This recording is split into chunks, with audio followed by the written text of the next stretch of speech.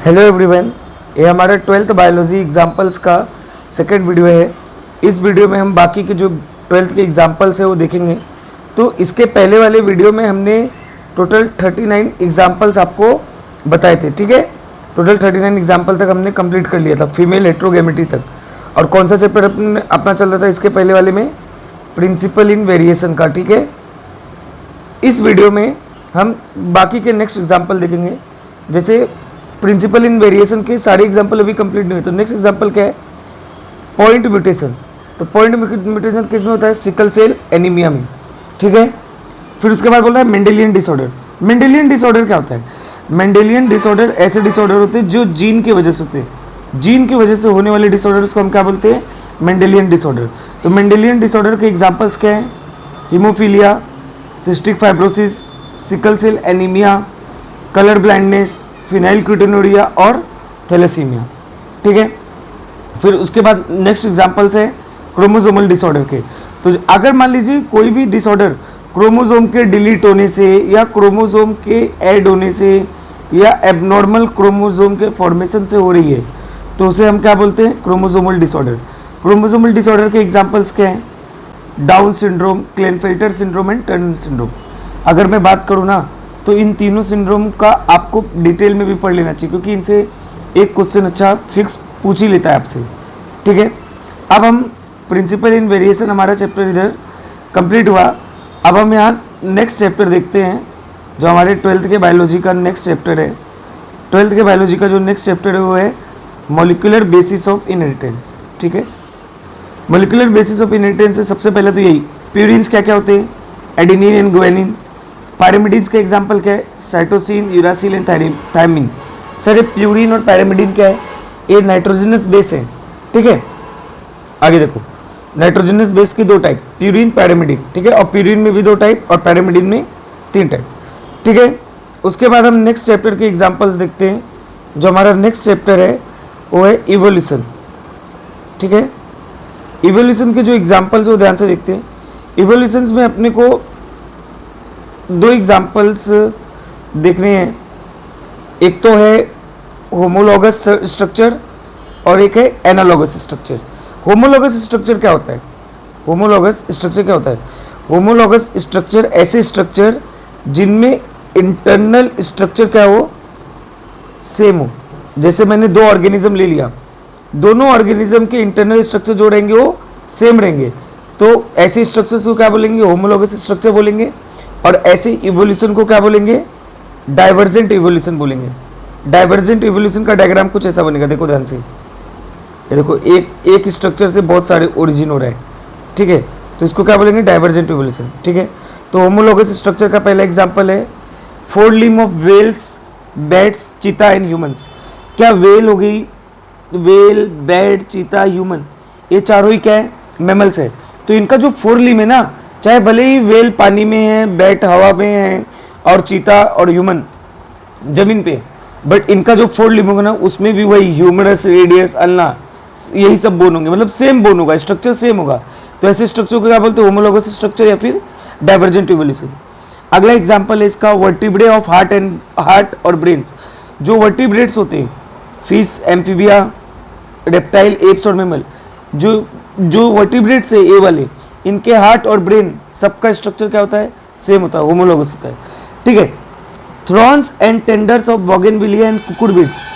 जो bougainvillea plant होता है और कुकुरबिटा, बोगेनविलिया और कुकुरबिटा जो प्लांट है, बोगेनविलिया का जो थ्रॉन है, कांटा, और कुकुरबिटा का जो टेंडर है, वो दोनों का स्ट्रक्चर क्या होता है? सेम होता है, ठीक है। तो ये हो गए होमोलॉगस स्ट्रक्चर के एग्जाम्पल, ठीक है। अब हम नेक्स्ट देखते हैं एनालॉगस स्ट्रक्चर। पहली बात तो एनालॉगस स्ट्रक्चर क्या होता है सर? एनालॉगस स्ट्रक्चर मतलब ऐसे स्ट्रक्चर जिनके इंटरनल स्ट्रक्चर क्या होते हैं पता है? डिफरेंट होते हैं। इंटरनल स्ट्रक्चर क्या होते हैं? डिफरेंट होते हैं। जबकि होमोलॉगस में इंटरनल स्ट्रक्चर सेम होता था, इंटरनल स्ट्रक्चर डिफरेंट होते हैं बट फंक्शन क्या होते हैं? सेम होते हैं। और एनालॉगस स्ट्रक्चर कौन सा इवोल्यूशन शो करते हैं? Convergent evolution. मतलब कि जैसे ये देखो, एरो देखो सेंटर की तरफ आएगा, कॉन्वर्जेंट इवोल्यूशन शो करते हैं, ठीक है। अब एनालॉगस स्ट्रक्चर का एग्जांपल क्या है? Wings of butterfly and birds. हाँ, क्या बटरफ्लाई एक नॉन कॉर्डेट है? हाँ, अब बर्ड से कॉर्डेट है, फिर भी दोनों के विंग का एक ही काम है, उड़ने का, मतलब इंटरनल स्ट्रक्चर डिफरेंट है दोनों के विंग का, बट दोनों का फंक्शन क्या है, सेम है। आई ऑफ ऑक्टोपस एंड मेमल्स, हाँ, चाहे वो ऑक्टोपस क्या है, नॉन कॉर्डेट है, मेमल क्या है, कॉर्डेट है, लेकिन दोनों का आई का एक ही काम है ना, देखना, तो मतलब फंक्शन सेम है बट स्ट्रक्चर अलग है। Flippers of penguin and dolphins, देखो ये भी आपको याद रखना है। तो ये 3 एग्जांपल आपको एनालॉगस स्ट्रक्चर के याद रखने और 3 ही किसके याद रखने, होमोलॉगस स्ट्रक्चर के। आगे के एग्जांपल देखते हैं। अगला एग्जांपल है रूट मॉडिफिकेशन। रूट मॉडिफिकेशन का एग्जांपल है स्वीट पोटैटो, ठीक है। उसका अगला एग्जांपल है स्टेम मॉडिफिकेशन। स्टेम मॉडिफिकेशन का एग्जांपल है पोटैटो, ठीक है। उसके बाद जो इवोल्यूशन का एग्जांपल है वो है एडेप्टिव रेडिएशन। एडेप्टिव रेडिएशन के आपको 2 एग्जांपल याद रखने हैं, Darwin finches and Australian marsupials. अभी मैं आपको डिटेल में नहीं बता सकता, ठीक है, क्योंकि इसमें एक साथ मुझे पूरा डिस्कस करना है। तो एडेप्टिव रेडिएशन भी एक तरह का डाइवर्जेंट इवोल्यूशन ही है, ठीक है। तो उसके 2 एग्जांपल याद रखने हैं आपको, Darwin finches and Australian marsupials. फिर उसके बाद आपको 2 तरह के मैमल्स है इवोल्यूशन में, एक है प्लेसेंटल मैमल और एक है ऑस्ट्रेलियन मैमल्स। ऑस्ट्रेलियन मैमल्स जो होते हैं उसे हम मार्सुपियल बोलते हैं, जो कि सिर्फ ऑस्ट्रेलिया में पाए जाते हैं। और placental mammal all over the world आपको मिलेंगे। तो प्लेसेंटल मैमल के जो एग्जांपल्स है वो mole, anteater, mouse, lemur, flying squirrel, bobcat और वॉल्फ, ठीक है। जबकि ऑस्ट्रेलियन मैमल के जो एग्जांपल्स हैं marsupial mole, numbat marsupial mouse, spotted cuscus, flying phalanger, Tasmanian tiger cat और तस्मानियन वॉल्फ, ठीक है। अब हम नेक्स्ट चैप्टर देखते हैं। अपना नेक्स्ट चैप्टर है ह्यूमन हेल्थ एंड डिजीज, ठीक है। फोकस करते हैं इस चैप्टर पे। ह्यूमन हेल्थ एंड डिजीज में सबसे पहले आपको बोला पैसिव इम्यूनिटी। पैसिव इम्यूनिटी क्या होती है, ऐसी इम्यूनिटी जो अपने को बाय बर्थ मिल रही है या किसी और के जरिए मिल रही है। पैसिव इम्यूनिटी किसी और के जरिए अपने को मिलती है, जैसे कि कोलेस्ट्रोम। कोलेस्ट्रोम क्या होता है, इनिशियल डेज में, बेबी के बर्थ के बाद जो इनिशियल डेज में मदर मिल्क होता है ना, उसी को हम क्या बोलते हैं, कोलेस्ट्रोम। उसमें बहुत सारे एंटीबॉडी वगैरह होते हैं। तो क्या इम्यूनिटी आपको मदर से मिल रहा है, हाँ, तो मतलब किसी और से मिल रहा है ना, तो अगर आपको किसी और से मिल रहा है तो उसे पैसिव इम्यूनिटी बोलते हैं। या फिर injection in case of snake bites, हाँ, अगर किसी स्नेक ने आपको बाइट किया है तो आपको तुरंत ही बाहर से डॉक्टर इंजेक्शन दे रहा है, वो इंजेक्शन में एंटीबॉडी होती है, उस जहर का एंटीडोट होता है, तो मतलब वो बाहर से एंटीबॉडी मिल रहा है ना अपने को, अपन अपना बॉडी खुद ने थोड़ी बनाया, तो उसे पैसिव इम्यूनिटी बोलेंगे, ठीक है। नेक्स्ट एग्जांपल है primary lymphoid organs. Primary lymphoid organ कौन से, ऐसे ऑर्गन जिसमें लिम्फोसाइट का मैच्योरेशन और डेवलपमेंट हो, मैच्योरेशन एंड डेवलपमेंट हो, उसको हम क्या बोलते हैं, प्राइमरी लिम्फोइड ऑर्गन, ठीक है। प्राइमरी लिम्फोइड ऑर्गन के 2 एग्जांपल है, बोन मैरो एंड थाइमस। अपने को स्प्लीन भी लगता है, गलत। जिसमें लिम्फोसाइट का मैच्योरेशन एंड डेवलपमेंट होता है उसे ही सिर्फ प्राइमरी लिम्फोइड ऑर्गन बोलते हैं। उसका एग्जांपल है बोन मैरो एंड थाइमस। फिर नेक्स्ट देखना है अपने को secondary lymphoid organ. Secondary lymphoid organ के अपने पास बहुत सारे एग्जांपल है। सेकेंडरी लिम्फोइड ऑर्गन मतलब प्राइमरी लिम्फोइड, और जहाँ मैच्योरेशन एंड डेवलपमेंट के अलावा जहाँ जाके लिम्फोसाइट रुक रहा है या जहाँ जहाँ लिम्फोसाइट होता है उसे हम क्या बोलते हैं, सेकेंडरी लिम्फोइड ऑर्गन। इसका एग्जांपल क्या है, spleen, lymph node, tonsil, pair patches of small intestine and appendix, ठीक है। अब हम नेक्स्ट चैप्टर देखते हैं। अपना नेक्स्ट चैप्टर है इनहांसमेंट इन फूड प्रोडक्शन।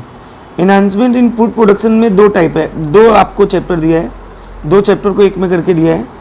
एक तो आपका एनिमल हस्बेंड्री है और दूसरा आपको एक और दिया है उसमें प्लांट ब्रीडिंग, ठीक है। तो इसमें आपको 2 चैप्टर मिलेगा इनहांसमेंट इन फूड प्रोडक्शन में। तो सबसे पहले इसका एग्जांपल है fresh water fishes, animal husbandry से। तो फ्रेश वाटर फिशेस कौन कौन सी है, कैटला, रोहू एंड कॉमन कार्प, ठीक है। फिर उसके बाद marine water fishes, marine fishes मतलब जो समुद्र में पाई जाती है, हिल्सा, सार्डिन्स, मैकरेल एंड पॉम्फ्रेट्स, ठीक है। फिर उसके बाद आगे आपको क्या दिया है, प्लांट ब्रीडिंग के पार्ट से semi drop variety of wheat. Semi drop variety of wheat आपके एनसीईआरटी में 2 एग्जाम्पल्स है उसके, सोनालिका एंड कल्याण सोना। अगला है semi drop variety of rice. Rice का भी 2 वेराइटी आपको याद रखना है, जया एंड रत्ना, ठीक है। उसके बाद आपको दिया है डिजीज कॉज्ड बाय फंगाई। अब जो प्लांट्स में डिजीज होते हैं वो फंगाई से भी हो सकता है, बैक्टीरिया से भी हो सकता है, वायरस से भी हो सकता है। तो प्लांट में फंगाई से होने वाले जो डिजीज है वो अपने को देखना है। फंगाई से डिजीज कौन सा होता है? Brown rust of wheat, wheat में ब्राउन रस्ट का आना, red rot of sugarcane और लेट ब्लाइट ऑफ पोटैटो। ठीक है, नेक्स्ट एग्जांपल अपने को दिया है डिजीज कॉज बाय बैक्टीरिया। अब प्लांट, बैक्टीरिया की वजह से प्लांट में कौन कौन सी डिजीज होती है? Black rot of crucifers, crucifers में ब्लैक रॉट आता है बैक्टीरिया की वजह से। ठीक है, अगला है example disease cause by viruses. Viruses की वजह से आपको दो डिजीज देखनी है, tobacco mosaic and turmeric mosaic. ठीक है, देखते हैं नेक्स्ट एग्जांपल देखते हैं। नेक्स्ट आपको एग्जांपल दिया है free living nitrogen fixing bacteria. सबसे पहले तो आप नाइट्रोजन फिक्सेशन का मतलब सुनो। देखो, एटमॉस्फेयर में अगर देखा जाए तो एटमॉस्फेयर में टोटल 78% नाइट्रोजन है, लेकिन ये नाइट्रोजन प्लांट नहीं ले सकता। प्लांट को नाइट्रोजन जो चाहिए होता है वो नाइट्रेट, सॉल्ट के फॉर्म में चाहिए होता है, नाइट्रेट इनके फॉर्म में चाहिए होता है। और इस फॉर्म में करने के लिए जो भी बैक्टीरिया या कोई भी ऑर्गेनिज्म जो भी यूज़ होता है इसके लिए, उसको हम लोग बोलते हैं नाइट्रोजन फिक्सिंग ऑर्गेनिज्म। ठीक है, अब ये नाइट्रोजन फिक्सिंग जो ऑर्गेनिज्म है, ज़रूरी नहीं है कि ये नाइट्रोजन फिक्सिंग भी दो तरीके से कर सकते हैं। हो सकता है कि कोई बैक्टीरिया नाइट्रोजन फिक्स कर रहा हो और बाहर, मतलब प्लांट के रूट के बाहर कर रहा है, मिट्टी में कर रहा है, बाहर कर रहा है मतलब खुद कर रहा है, मिट्टी में करके कन्वर्ट कर दे रहा है, तो मतलब इसे फ्री लिविंग नाइट्रोजन फिक्सिंग बोलेंगे। ठीक है, और कोई कोई बैक्टीरिया क्या होते हैं, प्लांट के रूट के अंदर जाके ये काम कर रहे हैं, तो उन्हें बोलते हैं सिम्बायोटिक नाइट्रोजन फिक्सिंग बैक्टीरिया। ठीक है, अब नाइट्रोजन फिक्सिंग भी जो होता है ना, वो दो लोग करते हैं, एक बैक्टीरिया और एक साइनोबैक्टीरिया। साइनोबैक्टीरिया को ही हम क्या बोलते हैं? Blue green algae. ठीक है, तो अब इसके एग्जांपल्स देख लेते हैं फटक से। तो सबसे पहले आपको दिया है free living nitrogen fixing bacteria. Free living nitrogen fixing bacteria के दो एग्जांपल, एजोस्पोरिलम और एजेटोबैक्टर। ठीक है, आगे देखो, अगला है cyanobacteria as a nitrogen fixers. कौन कौन से साइनोबैक्टीरिया नाइट्रोजन फिक्सेशन में यूज होते हैं? तीन नाम दिया है आपको, एनाविना, नॉस्टॉक और ऑसिलेटोरिया। ठीक है, उसका अगला एग्जांपल दिया है symbiotic nitrogen fixing bacteria. Symbiotic nitrogen fixing bacteria का भी आपको एक एग्जांपल दिया है, वो है राइजोबियम। ठीक है, आगे देखते हैं। ठीक है, फिर उसके बाद हमारा इन्हांसमेंट इन फूड प्रोडक्शन वाला चैप्टर भी खत्म हुआ। अब हमारा नेक्स्ट चैप्टर जो आता है, नेक्स्ट सेक्शन जो आता है, वो है इकोलॉजी। इकोलॉजी में भी 4 चैप्टर है, जिनमें से हम पहला चैप्टर देखेंगे ऑर्गेनिज्म एंड पॉपुलेशन। ठीक है, अब मैं आपको थोड़ा सा पहले कॉन्सेप्ट बताता हूँ। जैसे कि ऑर्गेनिज्म, एक ऑर्गेनिज्म से एक सेम ऑर्गेनिज्म मिलके बहुत सारे पॉपुलेशन बनेगा। सेम स्पीसीज के ऑर्गेनिज्म मिलके बहुत सारी पॉपुलेशन जब इंटरेक्ट करेंगी तो कम्युनिटी बनेगा। बहुत सारी कम्युनिटी से इकोसिस्टम बनेगा। इकोसिस्टम बहुत सारी इंटरेक्ट करेंगी तो बायोम बनेगा, और बायोम से बहुत सारा बायोस्फीयर बनेगा। तो बहुत सारे बायोम से क्या बनेगा? बायोस्फीयर बनेगा। समझता है क्या? देखते हैं अब क्या इसके एग्जांपल्स में दिया है वो अपने को देखना है थोड़ा।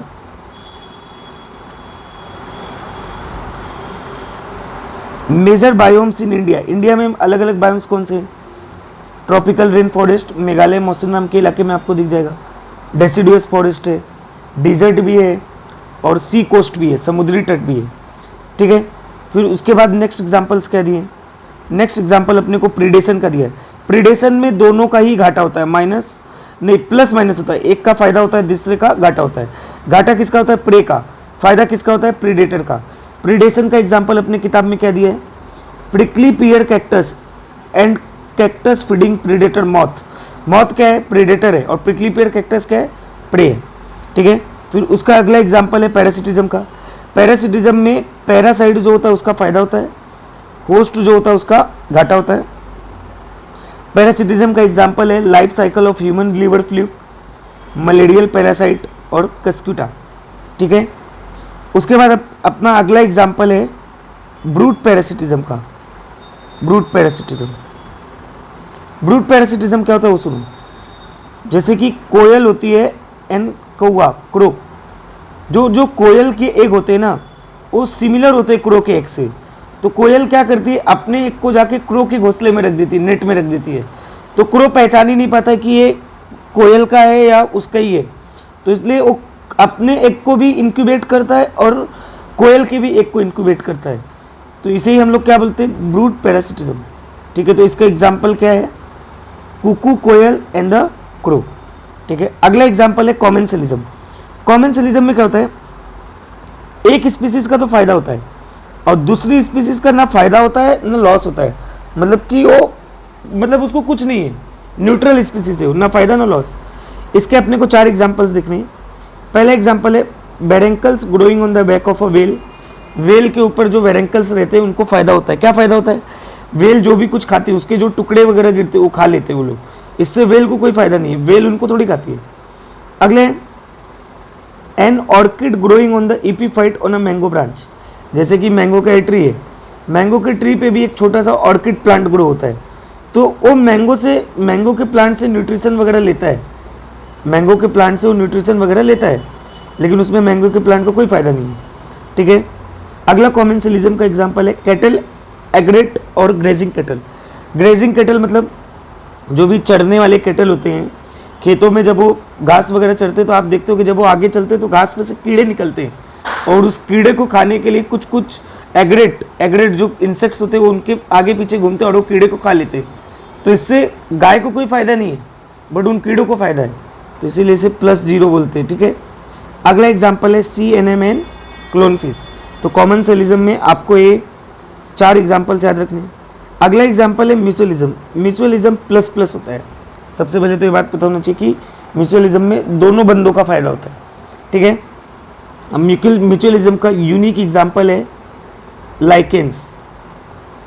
लाइकेंस क्या होता है, सबसे पहले तो आप याद रखो कि लाइकेंस में एक मेंबर फंगाई फिक्स होता है और दूसरा मेंबर फंगाई के साथ या तो एल्गे होगा या तो साइनोबैक्टीरिया होगा, जिसे हम लोग ब्लू ग्रीन एल्गे भी बोलते हैं। तो लाइकेन का एग्जांपल देख लेते हैं पूरा अपन। लाइकेंस में क्या बोला है, mutualistic relationship between a fungus and a photosynthetic algae और साइनोबैक्टीरिया। ठीक है, अगला एग्जांपल है म्यूचुअलिज्म का माइकोरिजा। माइकोरिजा में क्या होता है, फंगस होता है, फंगाई होता है और हायर प्लांट। फंगाई का association root of higher plant से होता है तो उसे क्या बोलते हैं, माइकोरिजा। ठीक है, तो वही लिखा है देखो, mycorrhiza association between a fungi and roots of higher plant. ठीक है, नेक्स्ट एग्जांपल क्या है इसमें, पॉलिनेशन का। उसके बाद क्या है, between fig tree and wasp. Fig tree, wasp एक इंसेक्ट है और फिग ट्री क्या करता है, वास्प के जरिए अपना पॉलिनेशन करवाता है और वास्प क्या करता है, अपने जो उसके जो लार्वे हैं उनका वो इंक्यूबेशन करता है उसमें। ठीक है, नेक्स्ट देखते हैं। नेक्स्ट एग्जांपल है अपने को गैसियस न्यूट्रिएंट साइकिल का। ये हम सारा इकोलॉजी के एग्जांपल देख रहे हैं जो चारों चैप्टर है। गैसियस न्यूट्रिएंट साइकिल के एग्जांपल देखिए, जो ऐसे न्यूट्रिएंट जो अपने को ज़्यादातर एटमॉस्फेयर में हो उनको हम गैसियस न्यूट्रिएंट साइकिल बोलते हैं। तो इसका एग्जांपल होगा नाइट्रोजन एंड कार्बन साइकिल। उसके बाद अगला एग्जांपल है सेडिमेंट्री साइकिल। सेडिमेंट्री साइकिल के भी 2 एग्जांपल होंगे। सेडिमेंट्री मतलब जो आपको अर्थ क्रस्ट पे मिलेंगे, मिट्टी में मिलेंगे, तो मिट्टी में ही तो आपको फॉस्फोरस और सल्फर मिलेगा, तो उसका एग्जांपल है सल्फर एंड फॉस्फोरस साइकिल। ठीक है, नेक्स्ट एग्जांपल्स देखते हैं, लास्ट 5-6 एग्जांपल और बचे, उसके बाद 12th के सारे एग्जांपल अपने को बायोलॉजी के सारे खत्म हो जाएंगे। ठीक है, अगला एग्जांपल है प्लांट्स विद हेलुसिनोजेनिक प्रॉपर्टी। हेलुसिनोजेनिक प्रॉपर्टी वाले कौन कौन से प्लांट आपको बायो की किताब में दिए, इरिथ्रोजाइलम कोका, एट्रोपा बेलेडोना और दतुरा।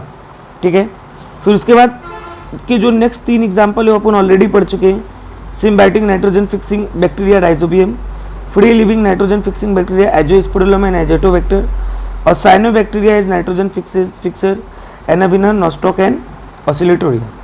ठीक है, उसके बाद आपको कंपटीशन के एग्जांपल दिए। कंपटीशन मतलब कंपटीशन में दोनों बंदों का घाटा होता है। ठीक है, तो कंपटीशन का एक एग्जांपल आपकी किताब में बिटवीन सुपीरियर बैरेंकल बैलेनस एंड स्मॉलर बैरेंकल। दो बैरनकल है, एक सुपीरियर जिसका नाम बेलेनस है और एक स्मॉलर बैरनकल। इन दोनों के बीच में क्या रहता है, कंपटीशन रहता है। ठीक है, नेक्स्ट आपको दो एग्जांपल और दिए बायोडाइवर्सिटी में, इन सिटू कंजर्वेशन और एक्स सिटू कंजर्वेशन। पहली बात तो इन सिटू कंजर्वेशन क्या होता है? इन सिटू कंजर्वेशन मतलब कोई भी एनिमल या प्लांट, आप किसी भी एनिमल या प्लांट को आप वाइल्ड कंडीशन में रख रहे हो। ठीक है, और एक्स सिटू कंजर्वेशन मतलब अंडर ह्यूमन केयर रख रहे हो आप। ठीक है, तो इन सिटू का एग्जांपल है बायोस्फीयर रिजर्व, नेशनल पार्क और wild life sanctuaries, 3 example. Ex situ का एग्जांपल है zoological park, botanical garden and wild life safari park. कभी कभी आपको कंफ्यूजन होता है कि इन सिटू में देखो वाइल्ड लाइफ सेंचुरी है, एक्स सिटू में वाइल्ड लाइफ सफारी पार्क, तो वाइल्ड लाइफ अपना एक हो जाता है। तो याद रखना वाइल्ड लाइफ सफारी पार्क जो है वो एक्स सिटू कंजर्वेशन है, जबकि वाइल्ड लाइफ सेंचुरी क्या है, इन सिटू कंजर्वेशन। तो इसी के साथ अपने जो 12th के बायोलॉजी के हैं टोटल एग्जाम्पल 79 वो मैंने पूरा कंप्लीट कर दिया है। अब आपको नेक्स्ट जो वीडियोस आएंगे उसमें मैं आपको 11th के जो बायोलॉजी की एग्जाम्पल्स है वो पूरा मैं आपको करा दूंगा, तो ये आपको नीट और MSCT जैसे एग्ज़ाम में पूरा हेल्प करेगा। ठीक है, थैंक यू।